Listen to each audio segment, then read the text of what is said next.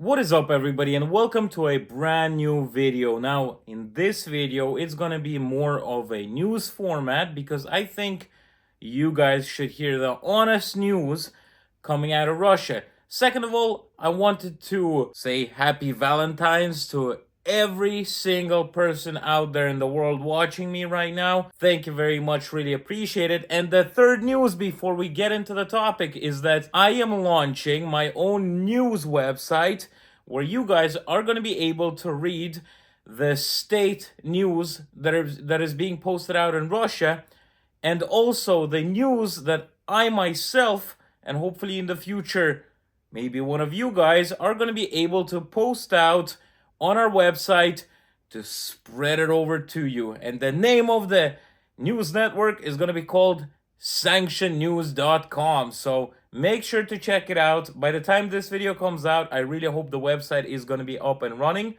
Might be not, but keep it in mind because soon enough you guys are going to be able to browse some news over there.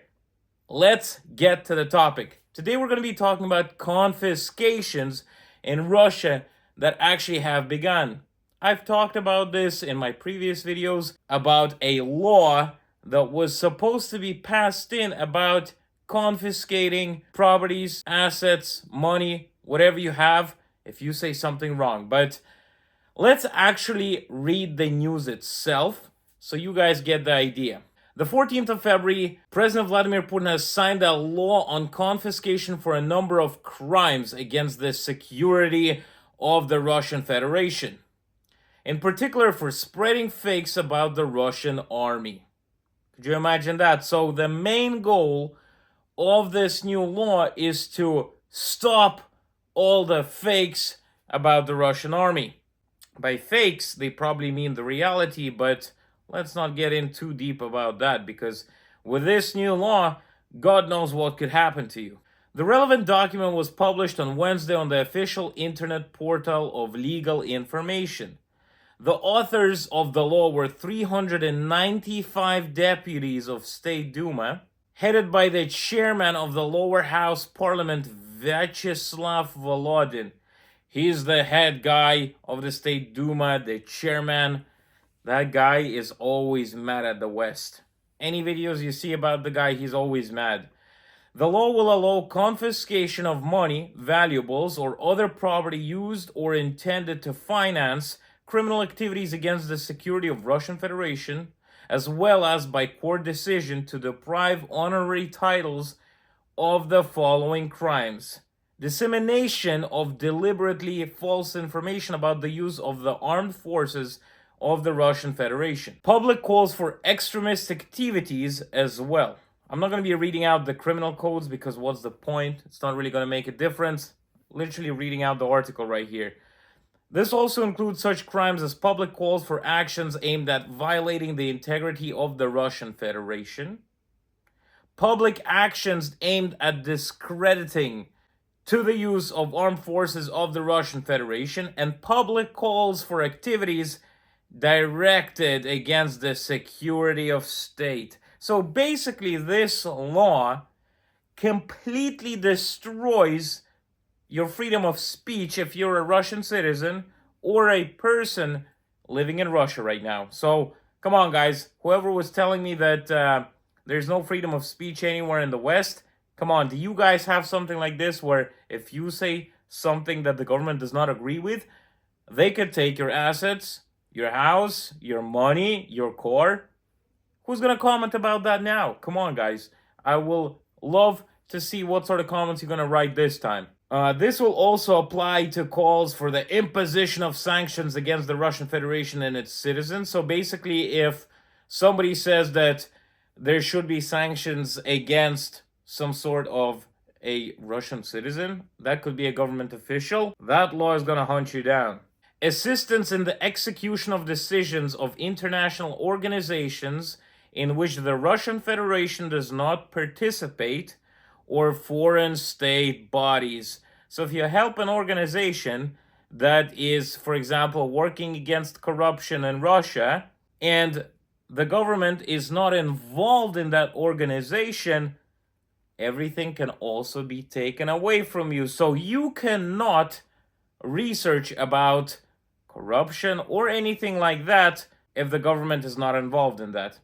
They're literally blocking off every single way that you could fight against the government, because in Western countries, in a democracy, the law works for the citizens, right? They make the laws to protect the citizens. In Russia, the government makes the law to not protect its citizens, but protect the government from its citizens. Because they seem that they're actually quite scared that there could be some sort of an uprising, because there are a few cases of people that are actually trying to voice out their opinions and stand up against the regime, like the guy in the previous video that I released about Mizulina, where the guy stood up to the woman who is the head of the Russian League of Internet Safety or something like that, where he asked her, why are you censoring everything, and do you know that you're gonna have to stand up against the law one day? That guy is very smart, has big cojones, and I'm very surprised there's still people like him. That's very respected from me. What really made me mad is that she actually made him apologize after threatening him with discreditation of the Russian army law, so that he could have been put to jail. But thank God he apologized there, but he proved his point. He definitely proved his point, because after that, she went to another university where every single person in that room actually left the room when she was there. Could you imagine that? Everybody left, and after that, Mizulina is not going to any universities or schools. She's not doing her tour anymore because of some apparent sewage problems in every single other place that she was supposed to go. But in reality, she knows that the kids and people my age in universities are going to challenge her, and she will not be able to come up with the right answers, and she's going to dig herself down deep. So, there is hope, but it's very tiny. Okay, let's get back to reading this new law that has been accepted today. Basically, it's February 14th right now. So we talked about implying sanctions and working with organizations that Russia is not involved with. Now, let's read the next part. Pavel Krashenikov, chairman of State Duma Committee on State Construction and Legislation, commenting on the law, previously stated that the confiscation proposed in the draft law should not be confused with the measures in Soviet times. So basically what he's talking about, when your assets get seized, when you are trying to talk against the government, don't confuse it with the Soviet times. This is completely different. Now tell me, where is the difference between what was happening during the Soviet times, when they were confiscating stuff, putting you in a gulag and stuff like that, if you did not agree with the government and you try to stand up against it, and what is happening right now? The way he says it, right? That don't confuse it with the way it was back in the Soviet Union, because they're implying different laws, which is going to make it the same way. A lot of people were saying that Russia is going to turn into North Korea. I think it's going to turn more into like Turkmenistan type of stuff, where you have to have a permit to leave the country. You technically have internet, but you don't really have it because most of the websites are blocked. It's really going to be turning into something like that, I think.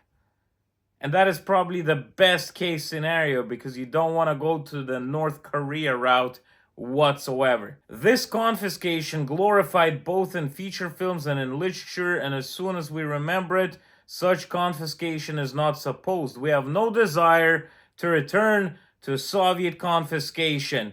We don't need it, Krashenikov told reporters.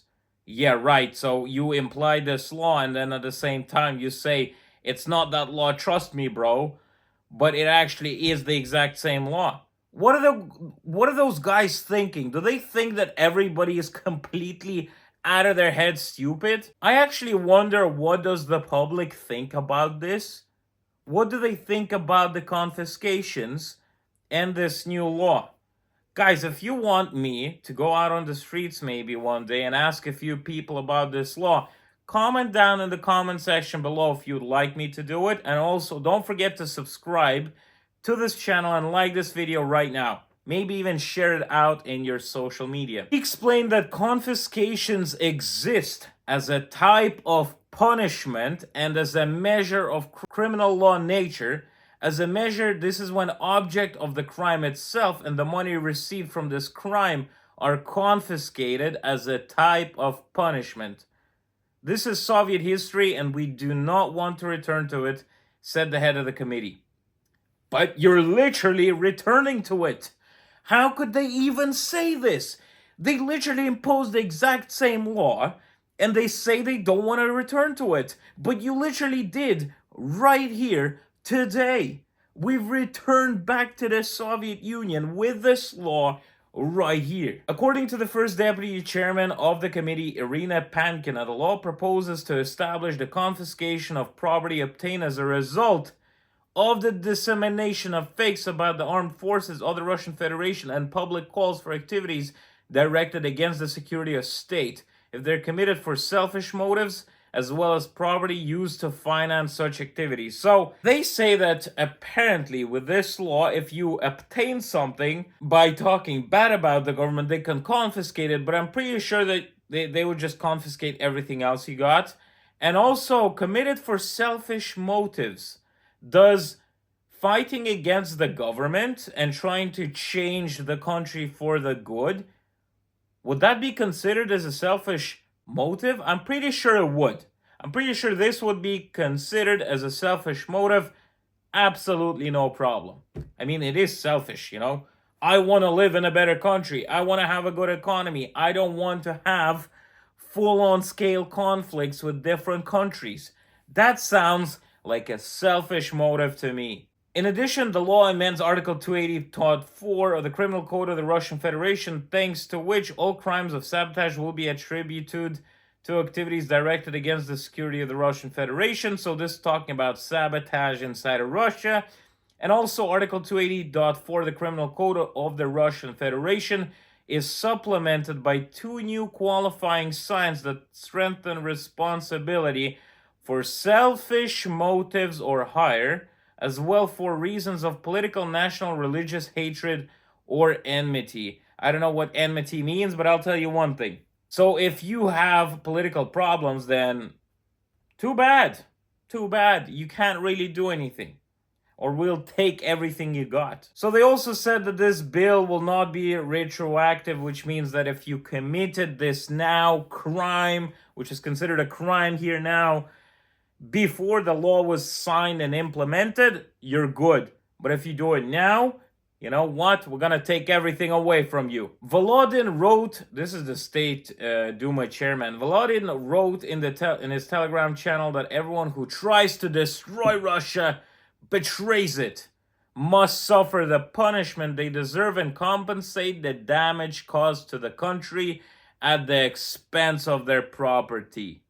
You know what? A lot of those state politicians and stuff like that thinks that apparently it's a very, very big, that we should give a very big thanks to those guys that we were born in such a country with so many possibilities and opportunities that I don't even see them myself, with no freedom of speech, and I should say thank you.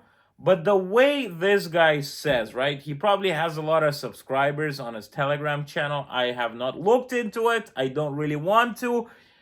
But I'll tell you one thing. This way, this guy is also brainwashing people to believe that everybody who thinks different is an absolute betrayal to the country, and that you should not talk to them, you should not listen to them, you should punish the people who are against the Russian government and what it's doing at current times.